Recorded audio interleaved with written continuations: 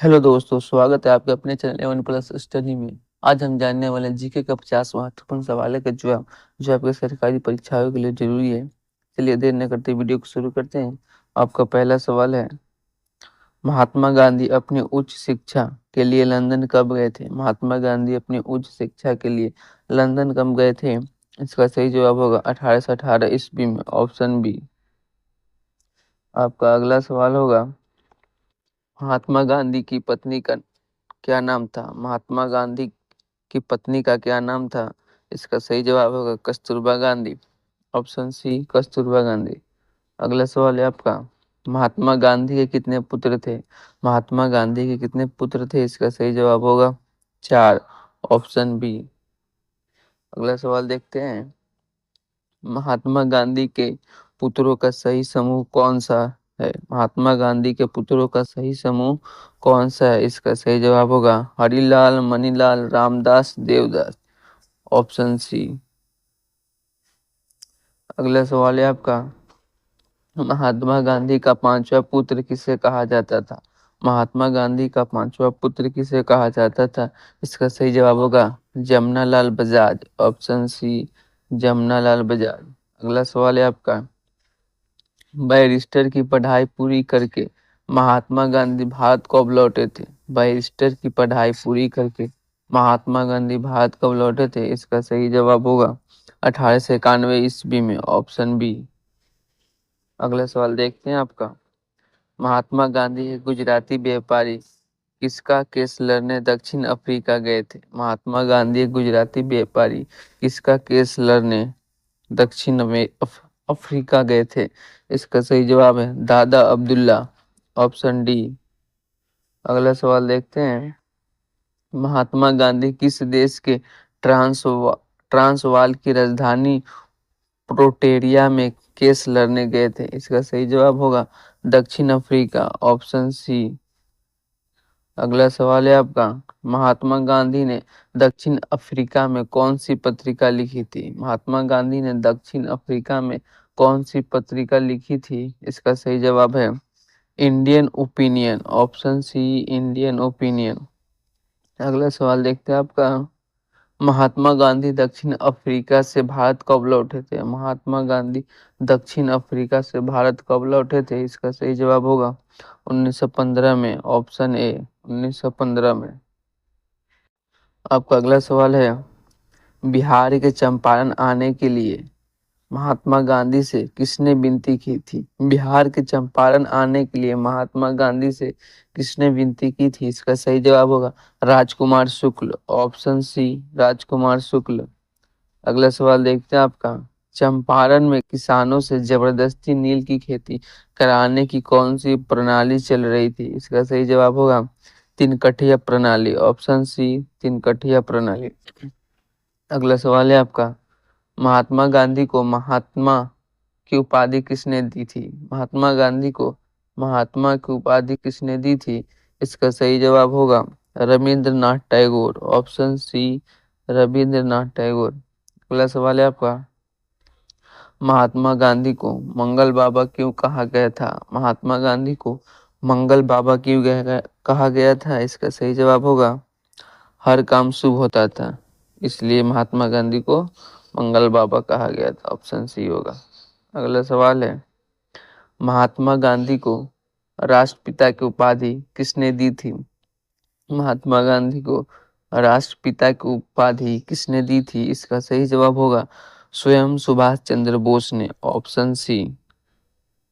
अगला सवाल देखते हैं आपका, इंग्लैंड के प्रधानमंत्री विंस्टन चर्चिल ने महात्मा गांधी को क्या कहकर संबोधित किया था? इसका सही जवाब होगा अर्धनग्न फकीर, ऑप्शन सी अर्धनग्न फकीर। इंग्लिश में बोलेंगे हाफ नेकेड बैगर। अगला सवाल देखते हैं, विभाजन का नैरेटिव किसकी कमीनापन छिपाने के लिए रचा गया था? विभाजन का नैरेटिव किसकी कमीनापन छिपाने के लिए रचा गया था? इसका सही जवाब होगा जिन्ना के, ऑप्शन बी जिन्ना के। अगला सवाल है आपका, बथक मियां ने चंपारण सत्याग्रह के दौरान गांधी जी की किस प्रकार की मदद की थी? इसका सही जवाब होगा जहर देने से मना कर खबर दी। Option B. अगला सवाल है दक्षिण अफ्रीका में गांधी जी द्वारा स्थापित संगठन का नाम क्या था? दक्षिण अफ्रीका में गांधी जी द्वारा स्थापित संगठन का नाम क्या था? इसका सही जवाब होगा Natal Congress. Option C Natal Congress. अगला सवाल है महात्मा गांधी को हाफ नेकेड बैगर किसने कहा था? महात्मा गांधी को हाफ नेकेड बैगर किसने कहा था? इसका सही जवाब होगा Winston Churchill. Option C Winston Churchill. अगला सवाल है संविधान के किस अनुच्छेद में संसद की चर्चा है? संविधान के किस अनुच्छेद में संसद की चर्चा है? इसका सही जवाब होगा आर्टिकल 79। Option B article 79। अगला सवाल है देश की संप्रभुता किसके पास होती है? देश की संप्रभुता किसके पास होती है? इसका सही जवाब होगा संसद। ऑप्शन डी संसद। अगला सवाल देखते हैं आपका संसद की व्यवस्था किस देश से ली गई है? संसद की व्यवस्था किस देश से ली गई है? इसका सही जवाब होगा ब्रिटेन। Option C Britain. अगला सवाल है आपका संसद के कितने अंग होते हैं? संसद के कितने अंग होते हैं? इसका सही जवाब होगा 3। Option B 3। वो तीनों हैं राष्ट्रपति, लोकसभा, राज्यसभा। चलिए अगला सवाल देखते हैं आपका पुराना संसद भवन कब बनकर तैयार हुआ था? पुराना संसद भवन कब बनकर तैयार हुआ था? इसका सही जवाब होगा 1927 में। Option B. आपका अगला सवाल है पुराने संसद भवन का निर्माण किसने करवाया था? पुराने संसद भवन का निर्माण किसने करवाया था? इसका सही जवाब होगा एडविन लुटियन और बेक। Option B. आपका अगला सवाल देखते हैं नए संसद भवन का आकार कैसा है? नए संसद भवन का आकार कैसा है? इसका सही जवाब होगा त्रिभुजाकार। ऑप्शन सी त्रिभुजाकार। अगला सवाल देखते हैं नए संसद भवन के 3 मुख्य द्वार कौन से? नए संसद भवन के 3 मुख्य द्वार कौन से? इसका सही जवाब होगा ज्ञान द्वार, शक्ति द्वार, कर्म द्वार। Option C. अगला सवाल है नए संसद भवन के वास्तुकार कौन है? नए संसद भवन के वास्तुकार कौन है? इसका सही जवाब है बिमल पटेल। Option C Bimal Patel. अगला सवाल देखते हैं लोकसभा को अमेरिका में किस नाम से जाना जाता है? लोकसभा को अमेरिका में किस नाम से जाना जाता है? इसका सही जवाब होगा House of representative. Option D house of representative. अगला सवाल है राज्यसभा को ब्रिटेन में किस नाम से जाना जाता है? राज्यसभा को ब्रिटेन में किस नाम से जाना जाता है? इसका सही जवाब होगा House of Lords. Option C House of Lords. अगले सवाल देखते हैं किस सदन को प्रत्यक्ष सदन कहा जाता है क्योंकि जनता सीधे वोट डालती है? किस सदन को प्रत्यक्ष सदन कहा जाता है क्योंकि जनता सीधे वोट डालती है? इसका सही जवाब होगा लोकसभा। Option B Lok Sabha. अगला सवाल है आपका किस सदन को प्रथम सदन कहा जाता है? किस सदन को प्रथम सदन कहा जाता है? इसका सही जवाब होगा लोकसभा। Option B Lok Sabha.